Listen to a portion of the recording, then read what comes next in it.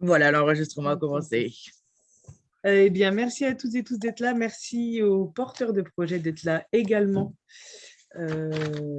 qui vont nous faire part de leur expertise et de leur expérience. Donc, on vous remercie. Merci à nos adhérents d'être là aussi. On est là aujourd'hui en dehors des sessions individuelles concernant cette relance des 2 appels à projets de cette préfiguration du contrat de filière 2021, afin de refaire un tour avec vous, voilà, de revoir ensemble les 2 appels à projets. Et je pense qu'il est quand même essentiel de recommencer sur qu'est-ce que le contrat de filière.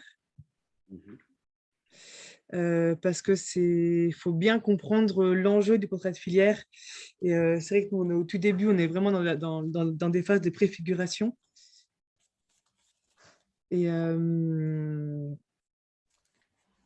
Voilà. Et en fait, c'est important de comprendre que depuis de nombreuses années, les collectivités territoriales, le CNM et l'État, donc via les DRAC, travaillent vraiment à la construction de dispositifs territoriaux en collaboration avec les réseaux régionaux, que sont par exemple la FEMA et le CRJ, dans notre cas en Bourgogne, et les acteurs de musique actuelle.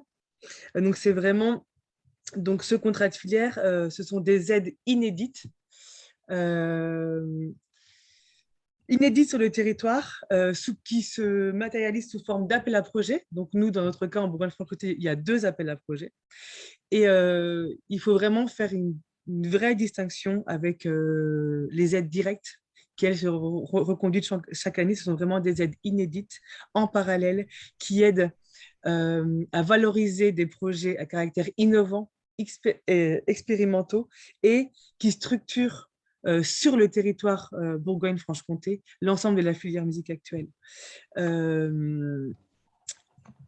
C'est à destination de qui? Vraiment à toute structure professionnelle, et le terme professionnel est important, dans le champ des musiques actuelles et dont le siège social est basé en Bourgogne-Franche-Comté.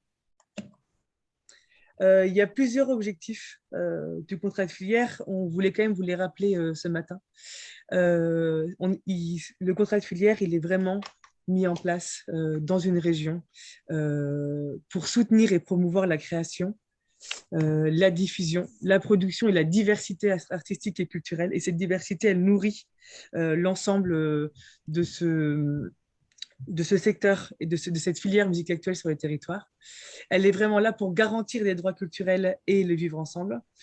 On arrive à un élément très important.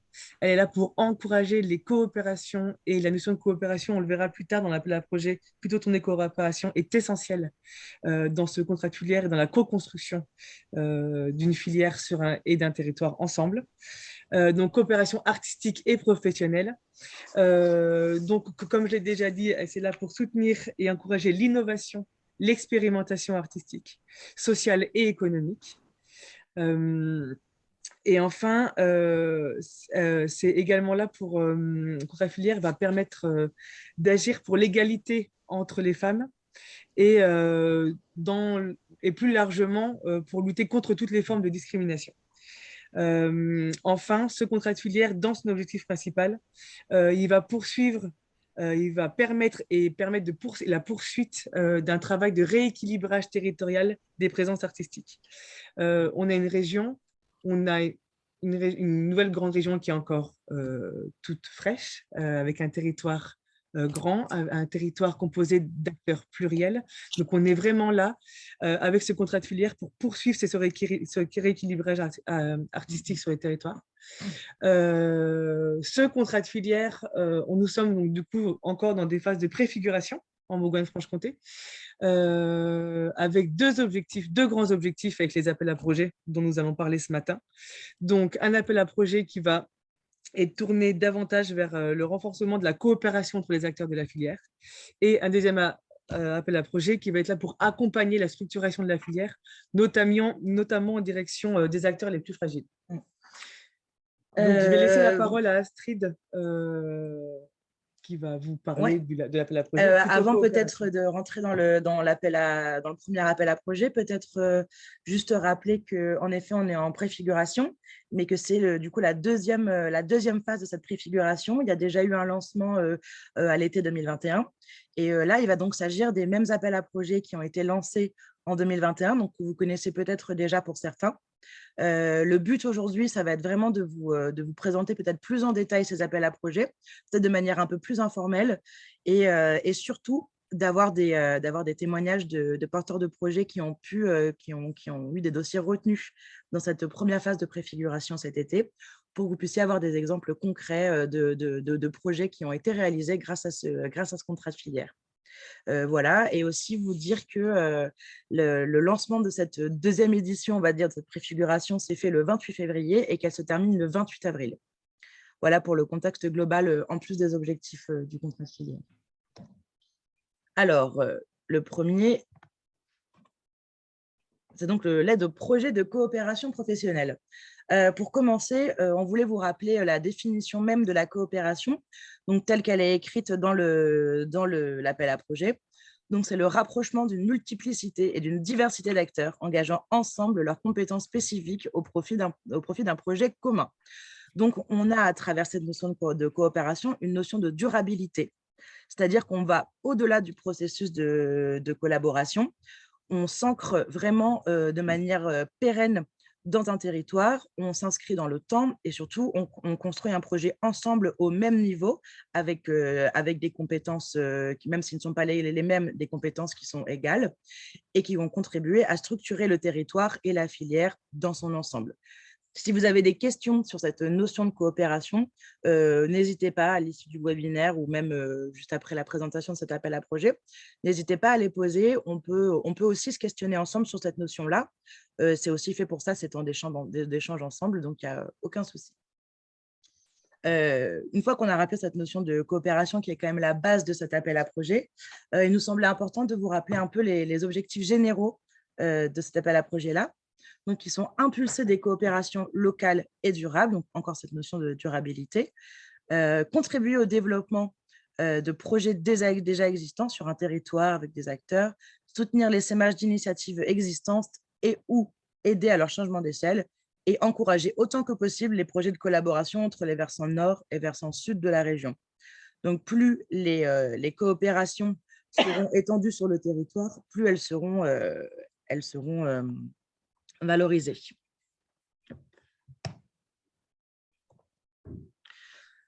Ensuite, pour les critères d'éligibilité par rapport à cet appel à projet, donc, il doit réunir au moins 3 acteurs qui coopèrent ensemble. Ce doivent être des projets qui sont innovants, inédits, c'est-à-dire qui sortent de votre cahier des charges habituel, de vos activités habituelles, qui ont un impact durable dans la structuration de la filière sur le territoire. Enfin, elles ne sont pas réservées au domaine des musiques actuelles. La pluridisciplinarité, elle est encouragée. Donc, tant que la structure qui est chef de file est une structure qui est affiliée aux musiques actuelles, elle peut porter le projet et s'associer avec d'autres disciplines. C'est au contraire encouragé dans le caractère innovant de tous ces projets. D'un point de vue très terre à terre, la structure chef de file ne peut pas être un lieu labellisé, mais en revanche, un lieu labellisé peut faire partie des coopérants. C'est juste la structure qui est porteuse du projet qui ne peut pas être labellisée, qui doit être de droit privé. Et enfin, il faut avoir une licence d'entrepreneur du spectacle et justifier de 2 ans d'activité minimum. On peut noter aussi qu'il faut être affilié au CNM pour pouvoir déposer son projet. Et donc, c'est une manipulation qui se fait via le site du CNM, via son espace personnel. Il faut s'y prendre un peu à l'avance, au moins 72 heures à l'avance avant de déposer le projet pour être sûr vraiment que l'affiliation soit acceptée et après que vous puissiez déposer le dossier en toute tranquillité. En ce qui concerne les modalités financières, chaque structure doit apporter du financement au projet. Il y a un plafond d'aide de 10 000 € et l'aide apportée ne peut pas excéder 80% du montant global du projet. Voilà. Et après, l'aide, elle est versée en 2 fois. Donc, la première fois, donc 70% à la notification de l'aide. Et enfin, vous avez le solde restant après un compte rendu, après un bilan de l'opération. On voulait aussi un peu voir un peu avec vous les projets qui ne peuvent pas être retenus dans le cadre de cet appel à projet. Donc, on parle d'actions de collaboration occasionnelle et ponctuelle, comme on a dit un petit peu tout à l'heure, la différence entre collaboration et coopération. Par exemple, des concerts entre plusieurs acteurs hors les murs. Voilà.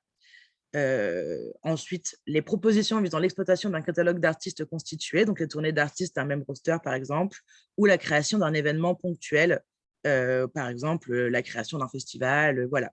En fait, pour toutes ces aides, pour tous ces projets-là, il y a déjà des aides qui sont existantes, que ce soit en région Bourgogne-Franche-Comté ou que ce soit au national via le CNM.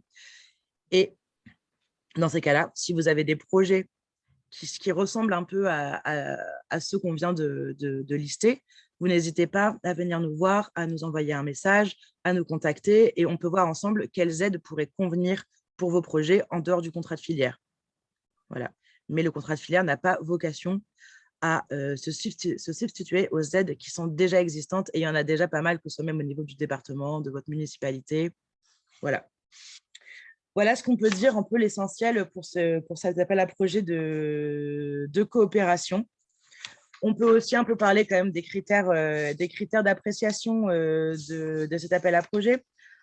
Il y a quand même la dimension fédératrice de la démarche, la diversité des acteurs impliqués dans le projet, la qualité, la pertinence des partenariats mis en œuvre, la manière dont vous êtes approprié les objectifs généraux et spécifiques de l'appel à projet et comment vous les avez traduits via ce projet, l'impact du projet sur le développement territorial, la faisabilité budgétaire et les modalités et outils d'évaluation que vous allez mettre en place. Voilà, des choses qui sont assez classiques dans tout appel à projet, mais qu'il est quand même toujours bon de rappeler. Donc voilà, n'hésitez pas si vous avez des questions sur cet appel à projet de coopération. Mais je vais d'abord passer la parole aux porteurs de projets qui ont été reçus du coup dans la première phase de préfiguration. Donc, on a Com Gallet avec la péniche Cancale pour le projet Blonde Platine et Karim Bruquet du Bruit qui pense, David Kempton de Youth Prod pour le projet des showcases d'artistes régionaux hors région. Je vais peut-être d'abord donner la parole à Com parce que je pense qu'il doit nous quitter un peu plus tôt. Si tu veux prendre le relais, Com. Bonjour à tous et à toutes. Alors, nous, on a coopéré. Alors, c'est un projet qui s'est appelé Blond Platine. C'était, on va dire, un projet de coopération entre divers acteurs du bassin dijonnais, une salle de diffusion, la Péniche Cancale, un média, Radio Dijon Campus, et un collectif de producteurs, l'association Risque. Donc, je pense qu'on correspondait un peu à une diversité d'acteurs dans les musiques actuelles. Et l'idée générale de ce projet, c'est de faire émerger une scène artistique féminine autour de la pratique du DJisme. Voilà. Et scène artistique qui, on pense et on espère, pourra être bénéfique à l'ensemble du territoire de BFC, que la formation de ces DJ puisse permettre l'émergence des femmes sur les scènes de DJ de tout le bassin Bourgogne-Franche-Comté. Donc, ça a été parcours de formation et d'accompagnement autour de la pratique de DJ par un collectif d'artistes, production et animation d'émissions musicales, donc avec la réalisation aussi de 10 émissions tout au long de l'année intégrées à la saison de Radio Dijon Campus. Et puis, c'est 10 dates, donc 10 temps de diffusion de ces 10 DJ à la Péniche Cancale sur toute la saison estivale 2022. Ça commence à partir du mois de mai.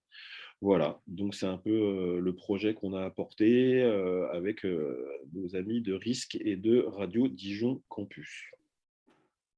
Je ne sais pas si c'était assez clair. Est-ce qu'il faut que je ne sais pas quels on a. Je pense qu'on répondait à de nombreux objectifs et pas forcément à tous. C'est un projet qu'on avait initié en 2019, donc, mais là, c'était plutôt un parcours d'initiation.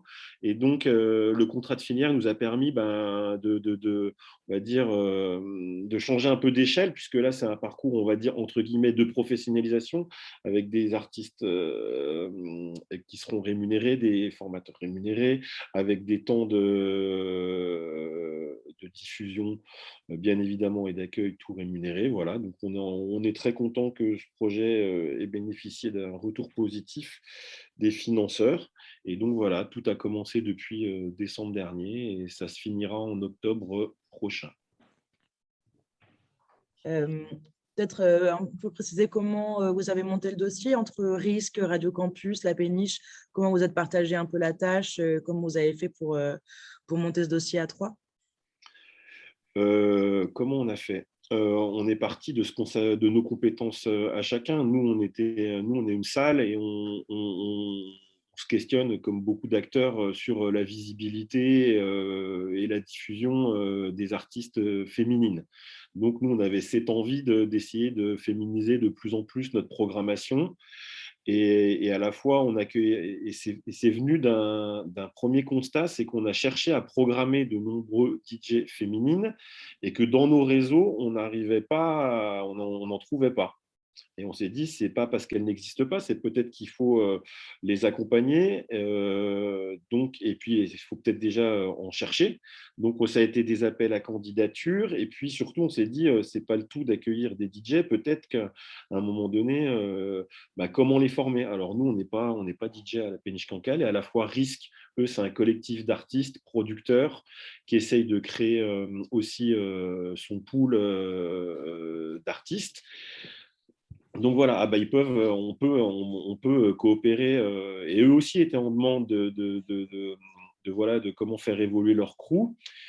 Et le média Radio Dijon Campus, qui a les mêmes questionnements qu'une salle de diffusion, qui cherche aussi à plus de visibilité des femmes sur son antenne, plus de visibilité des femmes sur ces moments de diffusion vidéo.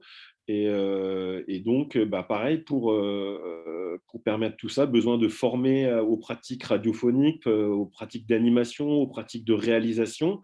Et donc, ils ont déjà ces compétences. Donc, on s'est dit, autour de ces femmes DJ, comment peut-on faire upgrader et comment permettre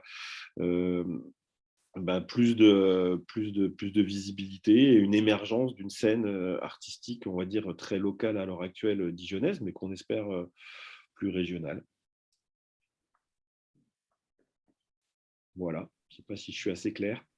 Peu clair. Merci, Com. Merci pour ces explications. Alors nous, on a notre projet, je pense qu'on l'a transmis à la FEMA, il est tout à fait visible, lisible par qui souhaiterait faire un coup d'œil.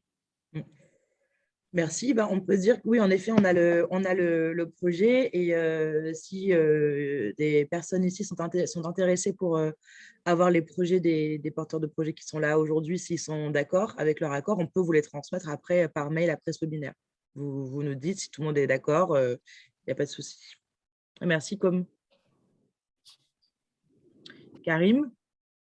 Oui, je vois que David est là également. Bonjour à tous.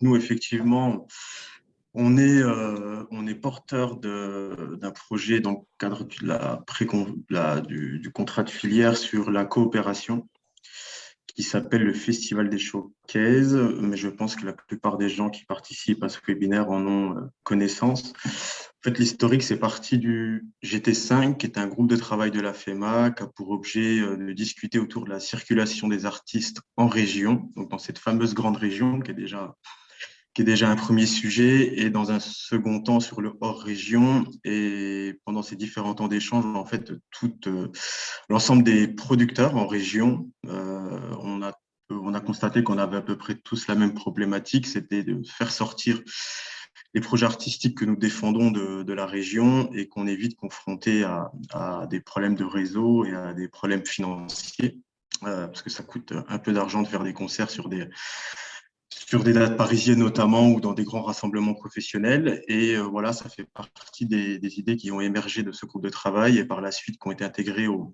contrat de filière. Donc, c'était une bonne chose. Et donc, dans l'été dernier, donc à l'initiative de David Kempton, on a échangé sur pourquoi pas monter un projet de coopération. Ça nous semblait cohérent, en tout cas, d'essayer de fédérer la filière sur cette problématique. Et on a porté le projet, on l'a construit ensemble avec l'équipe de Use et la FEMA. Voilà pour le pourquoi. Donc, il a été retenu et parce qu'il il semblait intéressant pour tout le monde et surtout qu'au niveau de la coopération, c'est super important dans le sens où toutes les structures présentes sur le territoire, alors je ne vais pas épiloguer sur les différents critères, vous les avez très bien rappelés, mais peut présenter des projets artistiques qu'ils défendent au niveau d'un collectif. Et après, ce même collectif, hein, je crois que tu me dis si je me trompe, David, mais on est à peu près une quinzaine de structures, hein, privées, publiques ou autres, à voter en fait par rapport aux projets artistiques présentés par les différents porteurs de projets.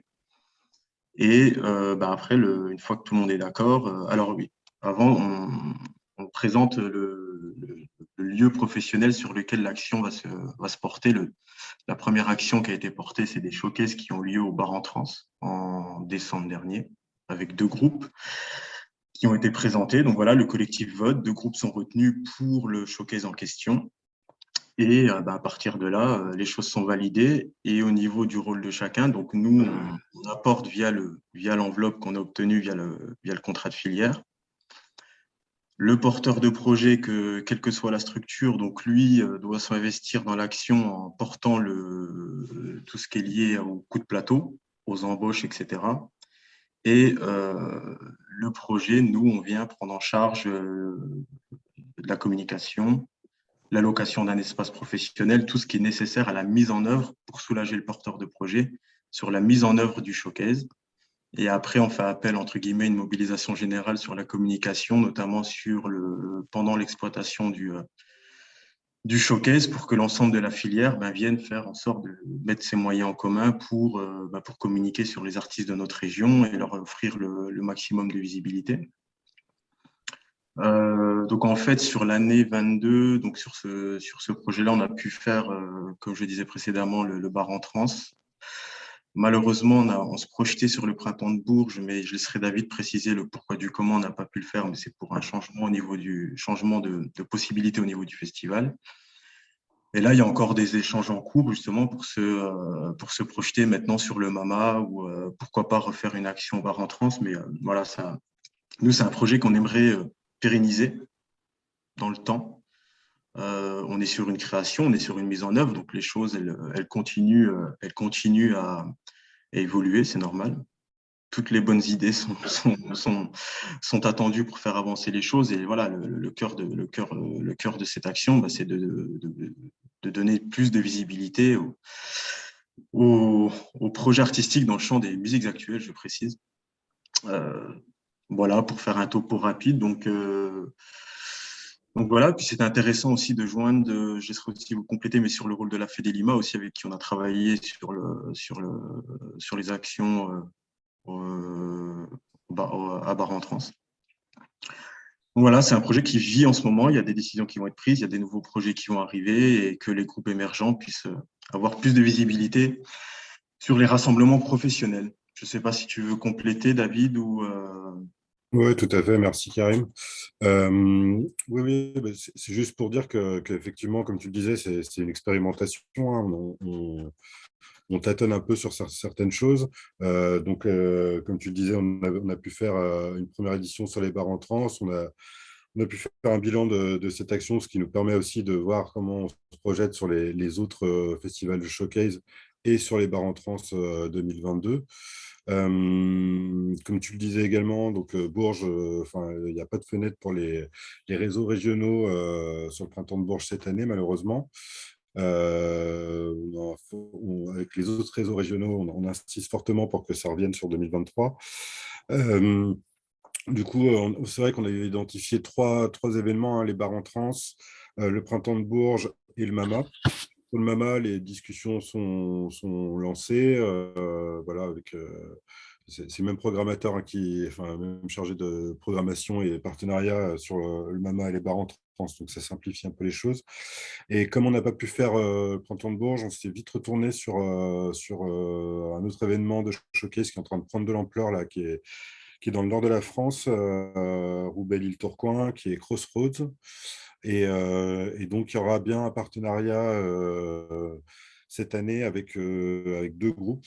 Un groupe qui est dans la sélection officielle, qui est de Bourgogne-Franche-Comté, et un groupe qui sera sur un showcase estampillé Bourgogne-Franche-Comté.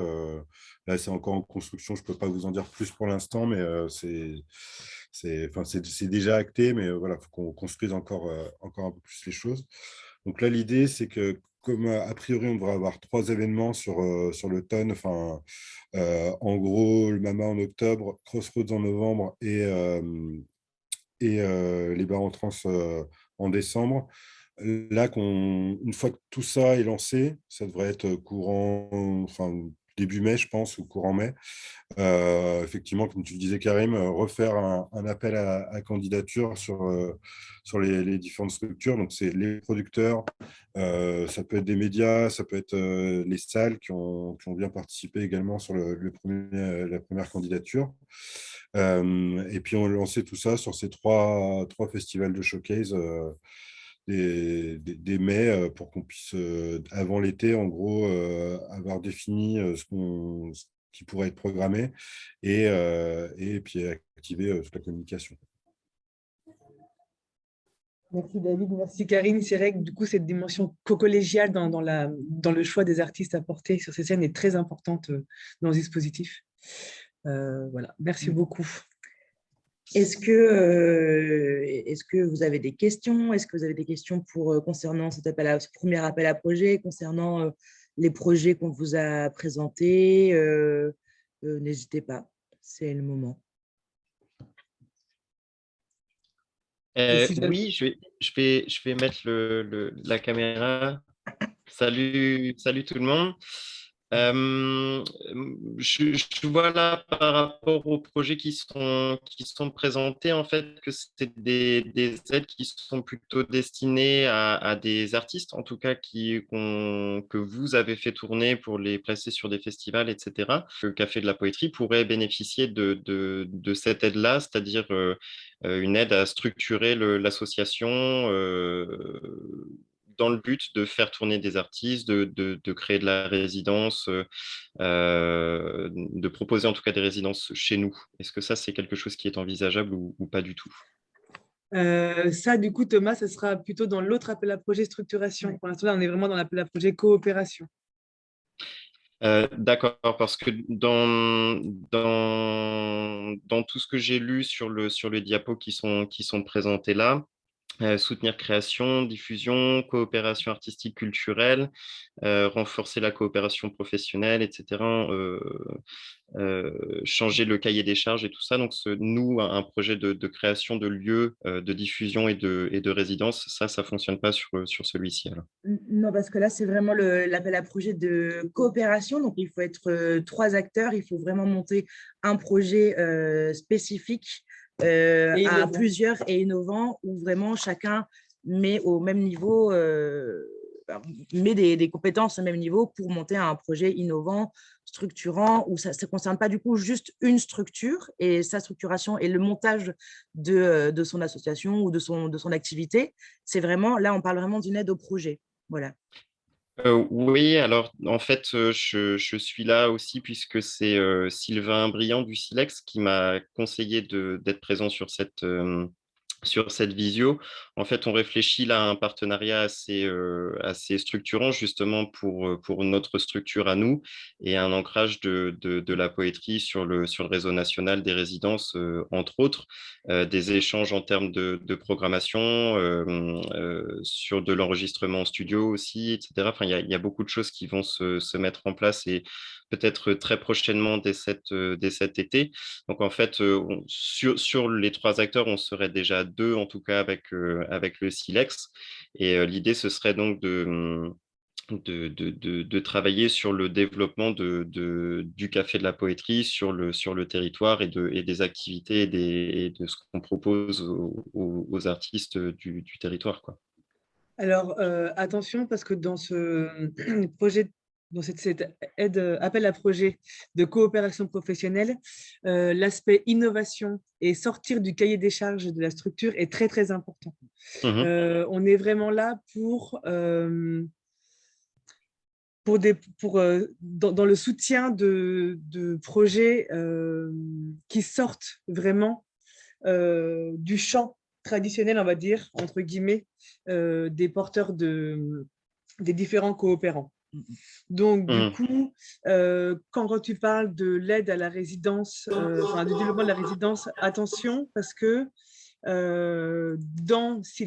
as évoqué le Silex, ça fait partie du cahier des charges du Silex. Donc, du coup, on ne va pas parler de projet coopérant là. Et du coup, vraiment, si c'est de l'aide à la structuration du Café de la Poétrie, ça ne rentrera pas dans cet appel à projet-là.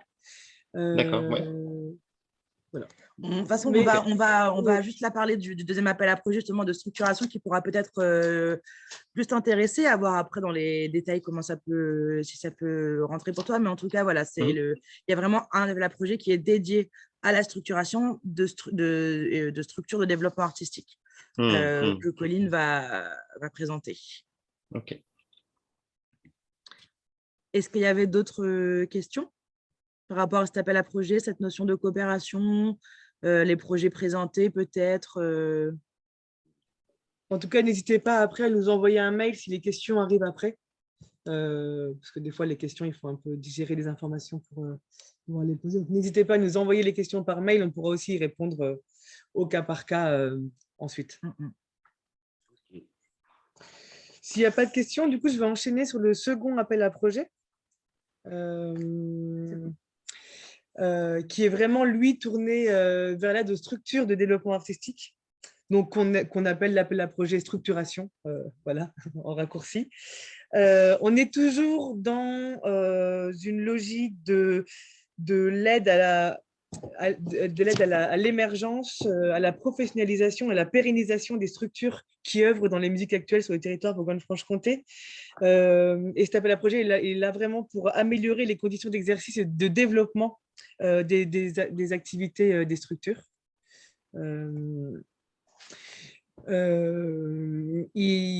le dispositif, il va vraiment viser à soutenir le projet stratégique global d'une structure et non un projet artistique en particulier, non un dispositif en particulier.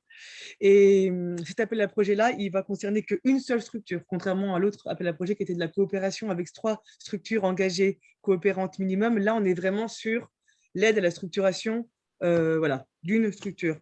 Ce qui est essentiel pour pouvoir répondre à cet appel à projet, c'est tout d'abord de réussir et d'établir un diagnostic objectif de sa structure. Donc, avoir engagé un DLA, faire de l'auto-évaluation, savoir faire un bilan vraiment objectif. Et ces bilans, ils doivent vraiment recenser les forces et les faiblesses du fonctionnement de l'organisation, autant au niveau matériel qu'en tant que ressources humaines, en tant que ressources financières, par exemple. Et c'est ce diagnostic qui sera posé permettra à la structure de rédiger une stratégie de développement et de structuration sur 2 ans minimum. Voilà, on veut vraiment, dans cet appel à projet, que la structure qui dépose un dossier pense à une stratégie globale de développement et de structuration, donc au minimum sur 2 ans. Et ensuite, dans le cadre du dépôt de dossier, il faudra savoir être capable de définir un calendrier, lui, plus court, plus exhaustif, mais plus court sur 1 an, de toutes les actions et les étapes envisagées sur ces étapes de structuration, ces actions de structuration, en tout cas sur un calendrier de 1 an. Donc, on est vraiment sur deux niveaux, une stratégie de structuration globale sur 2 ans et un calendrier précis sur 1 an.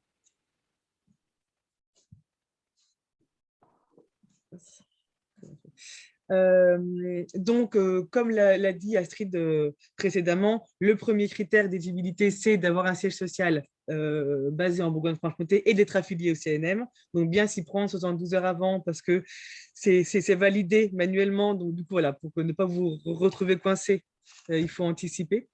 Ensuite, il faut avoir une licence de spectacle de catégorie 2 en cours de validité parce qu'on s'adresse vraiment toujours à des structures professionnelles du territoire.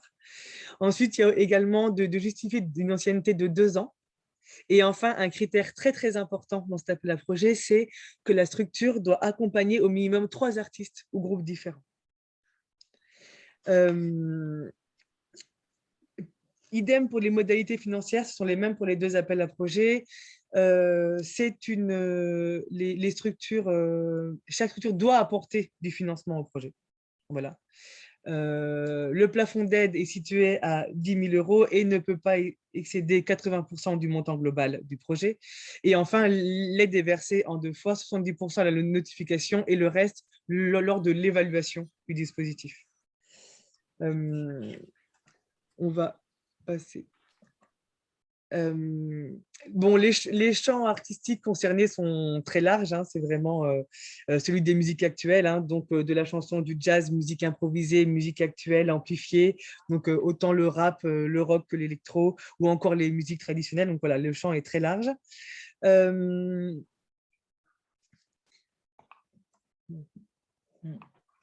Donc voilà, donc ça c'est on voit que cet appel à projet est un peu moins, en tout cas complexe dans l'appréhension que l'appel à projet coopération. Il vise vraiment à l'aide à la structuration et en aidant à la structuration des acteurs musique actuelle du territoire, on aide à la structuration de la filière sur le territoire, qui est vraiment le but premier du contrat de filière. Je vais laisser la parole à Jérémy Durand de V2C, à Karim, encore une fois, et à David Kempton qui ont déposé des dossiers dans le cadre de cet appel à projet structuration et qui ont été reçus. Et du coup, j'aimerais peut-être qu'ils vous exposent, eux, le pourquoi. Si c'était pour créer un poste, si c'était pour créer de la formation, développer un pôle particulier. Voilà, pourquoi ils ont déposé ce dossier. Peut-être Jérémy, qu'on n'a pas encore entendu. Et ça charge, désolé, le temps que la caméra arrive. Eh ben, oui, donc du coup, bonjour à tous. Effectivement, nous, on a déposé un dossier en toute honnêteté qui n'était pas prévu, puisque je ne pensais pas pouvoir être éligible à ce type de dossier. Et en discutant avec mes collègues, entre autres David, il m'a incité à aller déposer ce dossier. Et donc, effectivement, nous, dans notre projet de base, c'est vrai que sortie de crise sanitaire, ou en tout cas avec une réflexion d'un plan de relance sur la table chez nous, l'objectif était de pouvoir à la fois recréer un poste, puisque nous, on a perdu du monde suite à la crise sanitaire. Donc, on avait la volonté de pouvoir recréer un poste en interne. Donc, on a pris à l'époque 2 apprentis, ça c'était en septembre, et puis renforcer aussi différentes actions qu'on avait pu mener, entre autres de la résidence, aussi le volet communication qui est pour nous quelque chose sur lequel on était un peu à l'arrêt. Donc, on a, pour nous, cette aide, elle a été bénéfique pour tout ça, c'est-à-dire à la fois consolider la création d'un poste, de pouvoir créer des nouveaux éléments de communication. Là, on est encore en train de travailler sur le site internet. On a un peu de retard, mais le site internet va arriver dans les prochaines semaines. On avait aussi besoin de restructurer un petit peu, nous, en interne, les outils, les moyens de travail. C'est-à-dire qu'on a pris le temps pendant cette période de Covid de remettre un petit peu tout à plat, d'archiver les choses, etc. Donc, ça nous a aussi permis de pouvoir prendre du temps pour faire ça, de racheter du matériel. Alors après, on a bénéficié de différents types d'aides aussi. Donc, c'est vraiment dans le plan de relance qu'on a inscrit finalement cette aide. Et puis, effectivement, sur la partie vraiment artistique où on avait besoin aussi de mettre en place certaines résidences qui n'étaient pas prévues, ça nous a donné un vrai coup de pouce sur la réalisation de ces résidences pour nos artistes. Donc, voilà, sans rentrer vraiment dans les détails, mais c'est ce à quoi aujourd'hui cette aide nous a été bénéfique. Et finalement, ça a peut-être mis un peu plus de temps que ce qu'on prévoyait, parce que finalement, l'appel à projet était de septembre, si je ne dis pas de bêtises. Donc, on y a répondu à ce moment-là. C'est vrai que ça allait très vite derrière, mais nous, dans les actions, il y a eu un peu plus de latence. Mais voilà, on est en train de finaliser les choses avec, entre autres, ce site internet qui arrive. Et puis, l'objectif pour nous de concrétiser l'embauche en CDI de Louise, hein, qui est chez nous en tant que chargée d'administration, pardon, qui est un poste assez stratégique dans nos activités. Voilà. Merci, Jérémy. Enfin, Karim, tu veux prendre la suite? Ou David, pardon, David, tu avais ouvert ton micro. Oui, je veux bien reprendre la suite. Nous, on avait vraiment axé le projet en tant que tel en fait, on a plusieurs artistes qui ont arrêté suite aux différents confinements, la crise sanitaire, etc. Et puis, naturellement, il y a des projets qui se mettent plus ou moins en stand-by ou qui s'arrêtent. Et donc, on avait la volonté de recruter une personne en plus et d'accueillir d'autres projets. Donc, on avait identifié les projets. On était vraiment sur des projets, un projet émergent en musique actuelle, un projet déjà un peu plus installé en musique actuelle et un projet en jeune public musical. Donc, pour ça, on était vraiment sur les actions, c'était amener des nouveaux projets, démarrer la production de ces projets ou accompagner la suite de cette production. Et donc, par de la résidence, des actions de communication, du booking des concerts, etc. Et donc, il y avait cette partie recrutement, quoi. Donc, tout est lié. Le projet était lié à un recrutement et le recrutement permettait d'asseoir le projet, quoi. Donc voilà, le plus dur, ça a été je vais dire pour nous dans le montage, ça a été vraiment de scinder ce projet-là avec ces 3 groupes et ce recrutement de toute l'activité de la structure. Parce que l'activité de la structure, on est déjà sur du booking, sur de la production, etc. Et on va déjà chercher des crédits de droit commun, notamment au CNM sur ces projets. Donc voilà, c'était juste pour un petit partage d'expérience. Le plus dur, c'est alors attends, ouais, mais ça c'est déjà dans le tronc commun. Qu'est-ce qui est en plus, en fait, qui a été un peu plus ardu à construire. Mais voilà, on a pu chiffrer les choses. Et effectivement, sur le déroulé, nous on était vraiment sur dernier trimestre 2021 et toute l'année 2022, enfin quasiment toute l'année 2022, parce qu'il y avait ce temps de recrutement entre guillemets des groupes et après de production, de résidence, de mise en lumière, etc. Et peut-être un critère qui a peut-être joué sur le fait qu'on ait obtenu l'aide, c'est que sur les 3 projets, on était parti sur 2 projets en Bourgogne-Franche-Comté. Voilà, donc avec des artistes quand même du territoire. Et au final, on va être sur 3 projets en Bourgogne-Franche-Comté, a priori. Donc, encore mieux. Mais voilà, en gros, sur le retour d'expérience. Juste compléter, du coup, c'est vrai que je n'ai pas évoqué cette partie recrutement également qui est hyper importante aussi dans notre dossier, parce que c'est effectivement l'objectif que l'on avait de recruter 2 projets, en tout cas étalés sur effectivement le dernier trimestre 2021 et l'année 2022.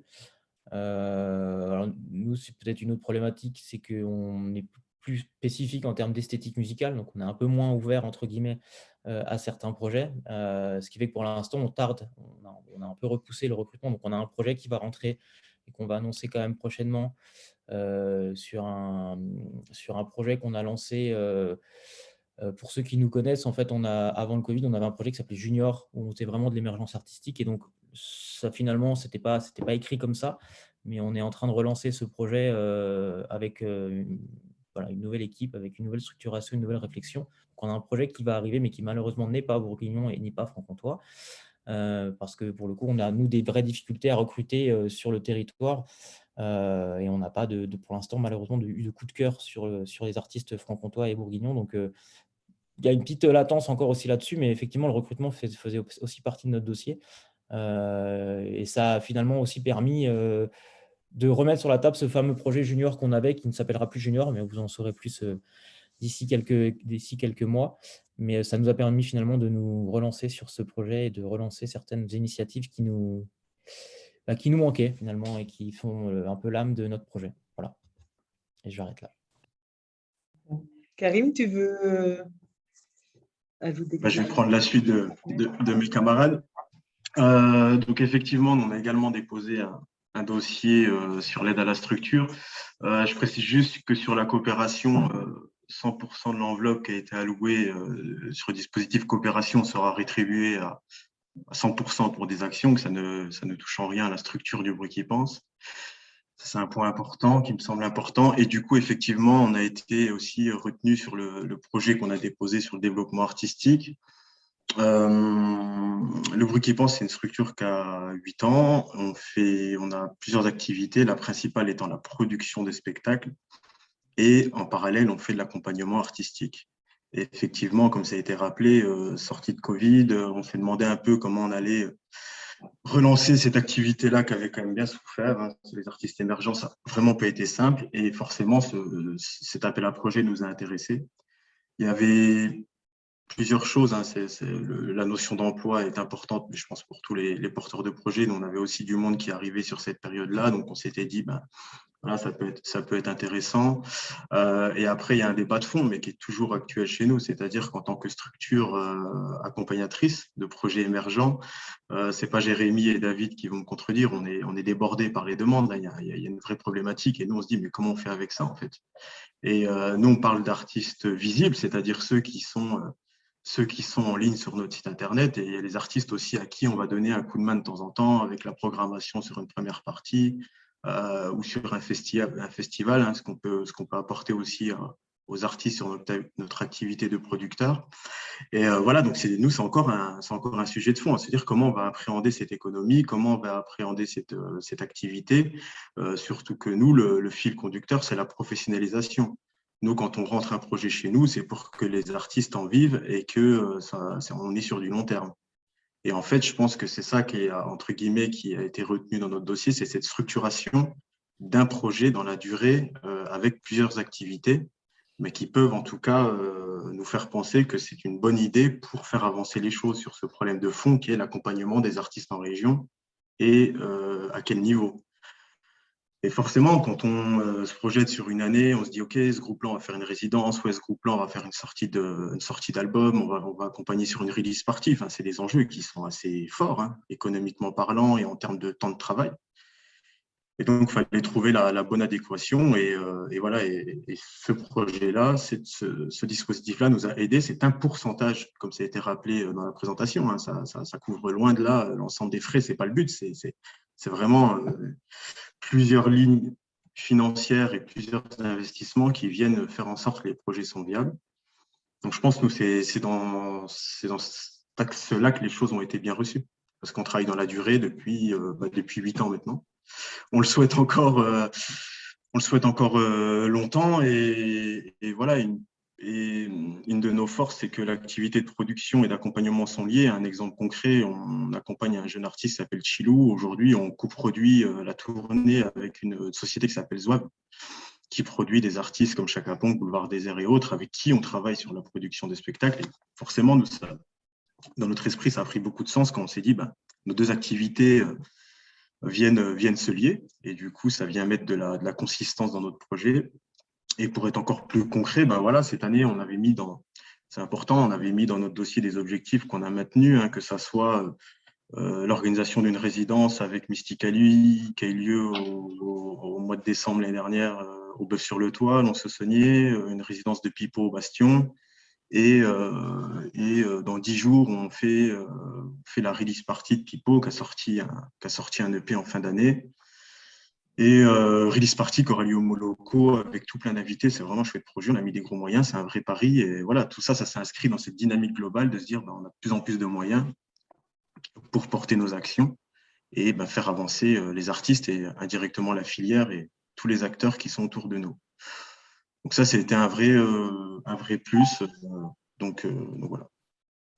Ce que je peux en dire sur notre ressenti aujourd'hui, sur du concret, sur l'importance qu'il y ait beaucoup de gens aussi, hein, qui répondent, parce que je fais un peu de promo, mais venez dans les groupes de travail à la FEMA, parce que c'est aussi là où on discute en longueur des choses et des choses qui seraient à faire pour nous. Et je me mets aussi à la place des acteurs qui ne participent pas à ces groupes de travail. Des fois, ça peut être dur quand le projet tombe, par moments des délais qui peuvent être pris comme courts.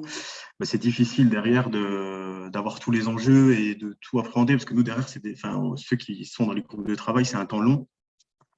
Et c'est un peu une finalité, tout ça. Donc, il faut aussi être présent dans la durée et déposer le maximum de dossiers. Voilà. Merci Karim. C'est vrai que tu as mis l'accent sur plusieurs choses très importantes.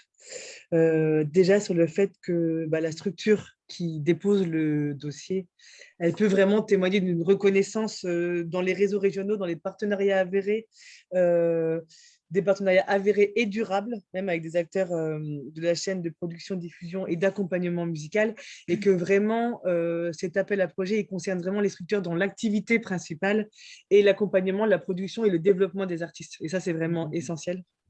Et autre chose que tu as pointé qui est valable pour les deux appels à projet, c'est que, comme on le voit, de toute façon, le palier financier étant de 10 000 euros, ce n'est pas ces 10 000 euros qui permettent de créer tout un projet. En fait, ils sont là pour soutenir un projet qui est déjà monté, qui est déjà en cours et qui a vraiment besoin d'un coup de pouce pour devenir pérenne et tangible et réel. Voilà. Et ça, c'est quand même des notions assez importantes. Et Ouais. je sais que les collectivités territoriales, l'État et le CNM sont sensibles à cette question-là. En tout cas, lors des lectures et du dépouillage des dossiers. C'est ça, ils aiment bien, il y a quand même cette notion-là où le fait que le projet puisse se faire même sans qu'ils interviennent, ils aiment bien quand même savoir que voilà, c'est un projet qui est pérenne, qui va se monter dans tous les cas et qu'eux sont là vraiment pour donner un coup de pouce. Voilà. Ça, c'est assez important, comme l'a dit Pauline. Je voudrais juste rappeler quand même les critères d'appréciation de cet appel à projet structuration, qui sont assez simples, mais c'est quand même toujours bien de les rappeler. La faisabilité budgétaire. Voilà. Il y a une grande importance donnée à ça. Il y aura également aussi une attention particulière donnée aux structures dont le chiffre d'affaires est inférieur à 300 000 euros. Voilà, parce qu'on est quand même sur de la structuration. Et vraiment la cohérence entre les objectifs et les moyens. Voilà. Dans l'analyse objective que la structure aura faite au préalable. Voilà. Est-ce que vous avez des questions du coup pour Jérémy, David, Karim ou par rapport au cadre global de cet appel à projet?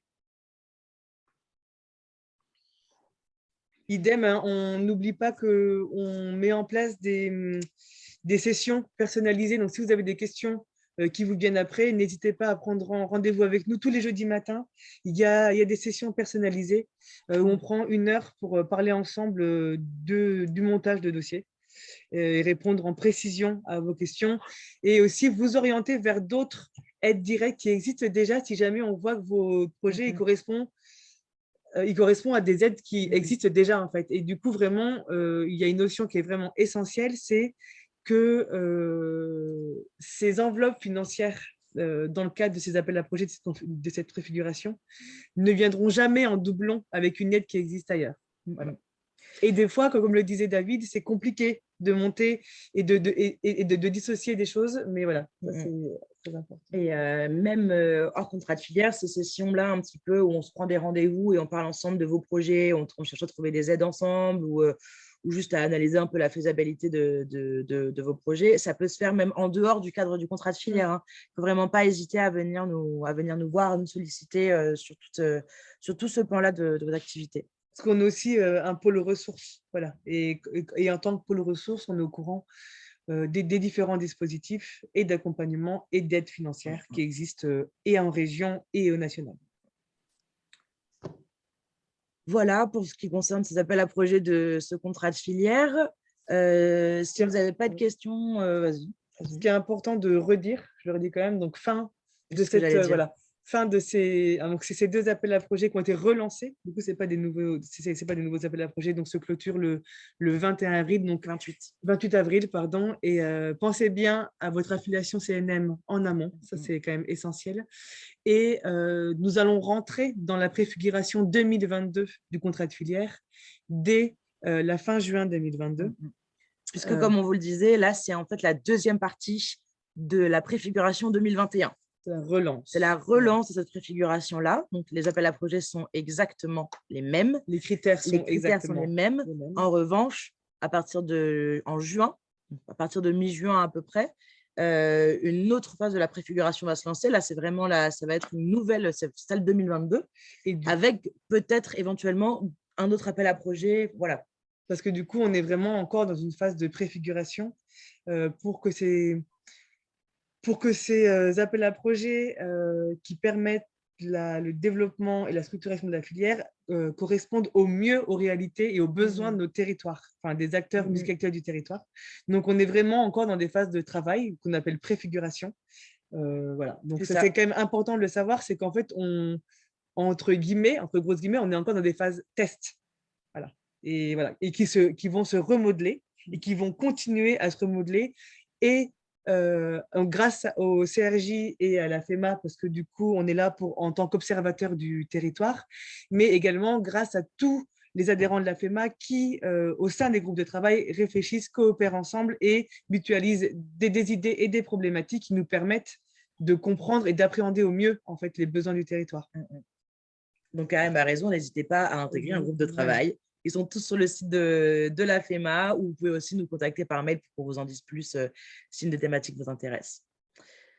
Voilà, personne ici se dit que maintenant il a super envie de déposer un dossier. Est-ce qu'il y a un appel à projet qui vous parle un petit peu? Est-ce qu'on a été assez clair? Est-ce que vous avez des questions? Voilà. Ou pas? Je voulais juste reprendre la parole 2 secondes par rapport à la structuration.